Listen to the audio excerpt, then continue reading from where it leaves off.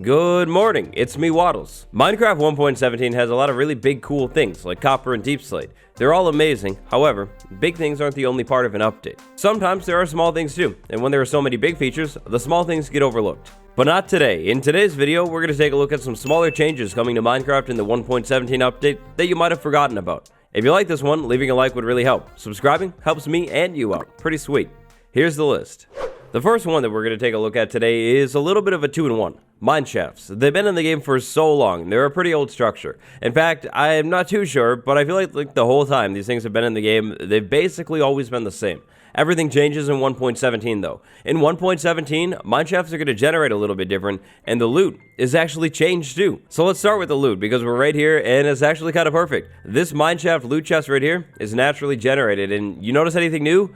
You definitely should. The glowberries, they're brand new. In 1.17, if you're looking for glowberries, you're probably going to want to head down to a mineshaft. You're going to find them inside of the loot chests and mineshafts. Once 1.18 drops, you'll find them in the lush caves too, but for now, mineshafts. Let's see, can we get lucky a second time?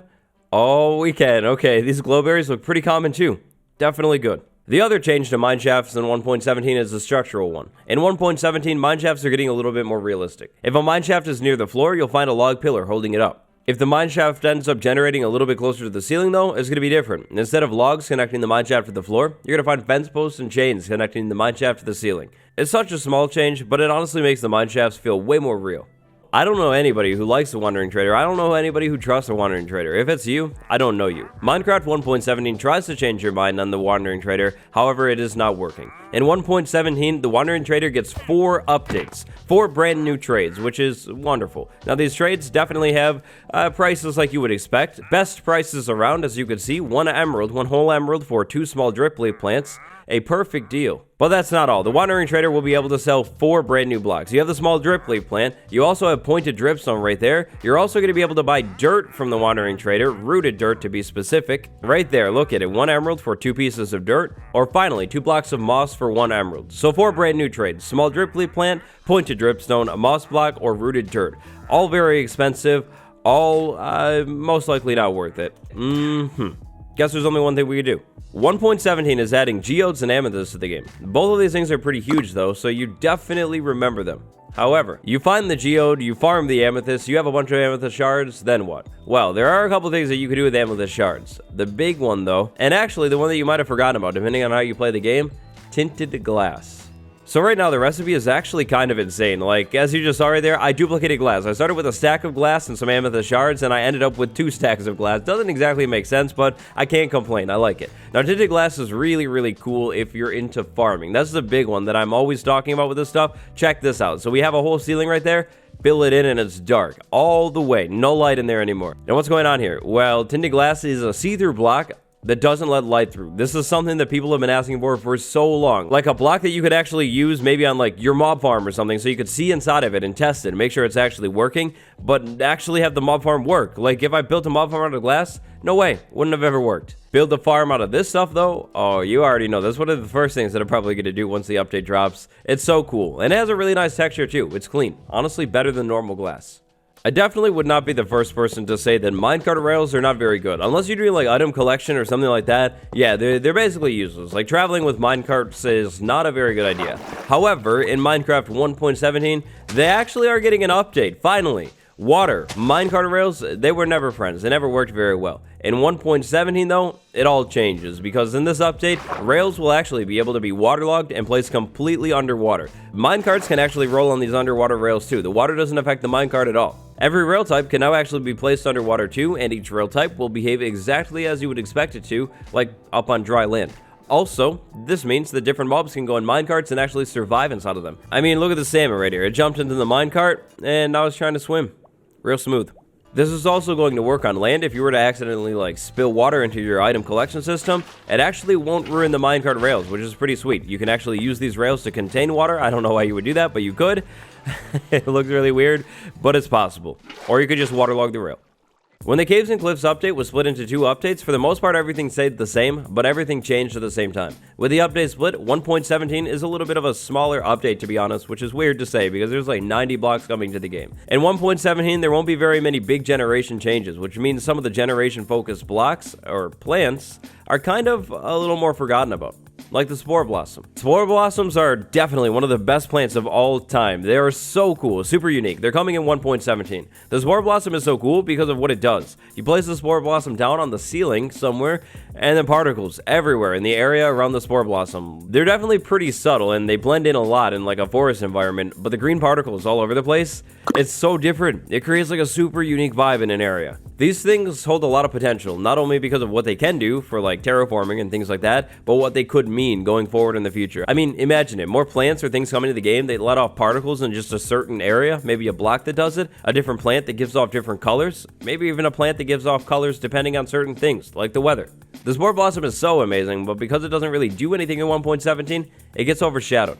The Nether update added 2 brand new blocks that are amazing for building. I've only started using them for whatever reason, but they're so good. Basalt. You can place it up and down, you can place it forward, and then the polished version of Basalt. Same thing. You can place it going like up and down on like a pillar, or you can place it forward. It has a really interesting block face right there, and the colors, the tones, they're just so good for like almost any type of build. Minecraft 1.17 is actually going to expand on the Basalt family. Grab a furnace, place it down, put some fuel inside of it, put some basalt inside of it, give it a little bit of time, and brand new blocks. Smooth Basalt. Smooth Basalt is coming to Minecraft in 1.17. Now, actually getting your hands on this stuff in survival is going to be pretty easy. You could either smelt it up like I just showed you, or you could find a geode. This is going to be a little bit trickier to do, but you could find a geode and then just dig it up. Smooth Basalt is part of the geode generation. In the geode, you have the amethyst in the middle, you have the calcite, and then you have the smooth basalt on the outside. The most amazing thing about the smooth basalt block, other than the really clean texture, like imagine that as like a ceiling or a floor, that's gonna look really good, is definitely the fact that it blends with the other basalt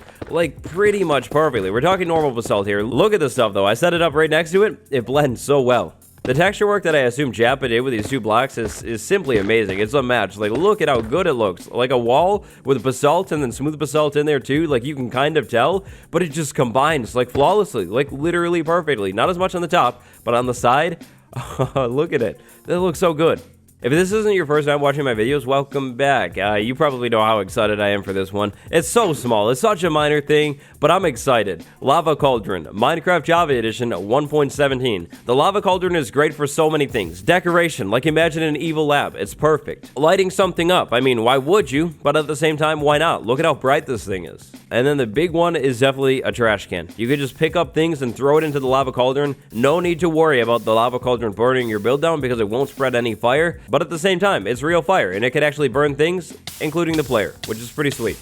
This next change is honestly the most surprising change in the entire update, I think. So 1.17, Caves and Cliffs. It focuses entirely on the overworld, right? Well, actually wrong. 1.17 updates the end. A little bit. Okay, not really the end, but Shulkers definitely. 1.17 is actually updating Shulkers and making them renewable, which is kind of crazy, and still, I'm really shocked about this one.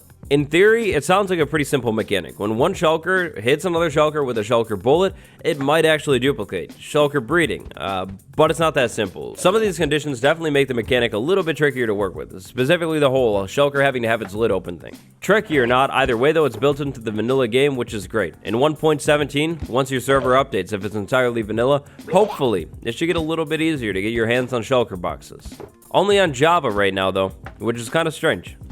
This next one switches it up though. This thing is only available on Bedrock Edition right now. Now to be honest, it's kind of unclear as to when this feature will actually make it into the game. Will it be in 1.17 or will it be in 1.18? Either way though, the goat horn is a thing. Now we've talked a lot about this mysterious feature. It's on Bedrock Edition and it's been in the betas for a long time now. When you use this thing, you eat it, apparently, and then the raid noise happens, it plays, and then nothing else. That's it. That's a strange, mysterious thing for sure. It might end up making its way into Minecraft in 1.17. If it doesn't make the cut, expect it in 1.18. I think drowned are pretty cool. When they have a trident, definitely dangerous, but pretty cool. They made it to Minecraft in the 1.13 update. Drowned are still one of my favorite versions of the zombie. The texture is so clean looking, like they just look really cool. 1.17 updates the drowned a little bit. The drowned has a brand new drop, but this brand new drop replaces one of the old drops. So before this update, if you took out a drowned, you had the chance to actually get a gold ingot, which was pretty cool. Before the next update, if you take out a drowned, you actually have the chance to get a gold ingot, which is cool. After this update though, gold ingot, you won't be able to get it anymore. Gold ingots have been removed from the drown's drop table entirely. Instead, they've been replaced with copper ingots, the brand new 1.17 ore. It's a pretty cool change if you ask me. If you think about it, normal zombies drop iron ingots, zombified piglins, which are kind of like zombies, they drop gold ingots, and then the drowned water zombie is going to drop copper ingots. So every type of ingot actually has a little bit of representation. Now, because setting up a drowned farm is so tricky, and because copper ingots won't drop every single time, it's a pretty uncommon drop, farming drowned for copper is probably not exactly the way to go, but it's technically possible. It's dark in here, like really dark. You probably barely see, but don't worry, I have the solution. The solution is a command. Give Waddles Minecraft light. There we go. Now we have the light. Now, this isn't going to be like a normal survival feature that you'll be experiencing in 1.17. It's more of a creative mode feature, probably pretty useful for map makers. There's a brand new light block coming to the game in Minecraft 1.17. So this is the block right here. It's got like little sparkle textures. If I put the light away and then look away though, eventually that's going to disappear and then there's nothing there. I can move through this block, not a problem at all. Survival creative mode. It's completely invisible until I hold the light again. Now, if I hold the light and use this block, I can actually toggle the amount of light that comes out of that block, so it's slowly getting brighter and brighter and brighter until it eventually gets all the way bright, and then it starts again. This is actually a really useful block for like making thumbnails. Like when I'm setting up a thumbnail, I could use the light block and make things really light, but not have like an ugly torch in the way or a beautiful lantern or anything like that. No offense to the lanterns, of course. But yeah, it's pretty useful for like setting things up, making sure things are bright so you can actually see things. It'll probably be pretty useful for map makers too, or if you're a creative mode builder, it's going to be insanely useful. You could actually light up your build without having to worry about like torches or lanterns. If you only play survival mode though, you're never going to see this feature. I've got something pretty sweet to show you. So you probably know about this. This is an azalea bush. This is a flowering azalea. They look so good. Like these models are amazing. If I bone meal them, they grow into a giant tree. Both ones are going to grow into basically the same exact tree. The shape, it could be a little bit different like with other trees. But yeah, two big trees. Now, what we don't have right now is azalea wood. However, weirdly enough, we have two brand new leaf types coming to the game. Personally, I am really hoping that I get to experience a brand new type of wood in Minecraft Survival, Azalea wood. It would look so cool. It could be amazing. 1.70, 1.18, I don't care, as long as it happens. For now, though, it looks like we might have to settle for two new types of leaves, which is really strange, to be honest. I won't get too sidetracked with it, but I mean, it's a whole new type of tree, and it has a literal new type of leaf, but no wood. I mean, what's up with that? That's pretty strange. Both of the new Azalea leaf types look really, really good. Like, these are going to be great types of leaves for making, like, hedges or decorations, terraforming, maybe like a city, or even just custom trees. Especially this flowering one, it's completely unlike any other leaf type that we have in the game. The textures on both of these things are really nice, and obviously because they go together, because they're basically the same thing, they mix and blend like really, really well too. If you like making custom trees or just terraforming in general, these leaf types are going to be your new best friend. One of the most painful things in Minecraft can actually be making paths sometimes. It's really, really annoying when you're setting up a build, you're trying to finish it off by putting a path out front, and then you realize that the area is all like dirt, and you're gonna have to wait for the grass to spread. Well, good news, good news. 1.17, it changes the game entirely. Check this out. This is dirt, clearly dirt, and it turns into a path. And it turns into a path, and it actually turns into a path. You don't need to wait for the grass to take over. It's amazing, and you could do it on basically any dirt block too. It doesn't have to just be plain dirt. You could have coarse dirt. I don't know why you would do it, but you could have coarse dirt and turn it into a path, dig it up, and then you only get dirt back, which doesn't make sense. So maybe don't do it on coarse dirt. No more having to wait for grass to fill it in an area, though, to actually set up a path, like maybe by your house or whatever build you're doing. You don't have to wait anymore. You just have to have dirt or something like dirt, and you could just use the shovel on the dirt and turn it into a path. This is such an amazing quality of life update. The next game update comes with a brand new type of snow, powder snow. Powder snow is a really interesting feature. It actually has a lot of stuff tied to it, including a brand new effect, the freezing effect. But the thing that we're going to talk about isn't actually powder snow. That's a pretty big feature. The feature instead has to do with cauldrons. Cauldrons get so much more useful in 1.17. Not only will Java players actually be able to put lava inside of these cauldrons and burn items or players, but you'll actually be able to fill cauldrons with snow too, if you put them outside while it's snowing.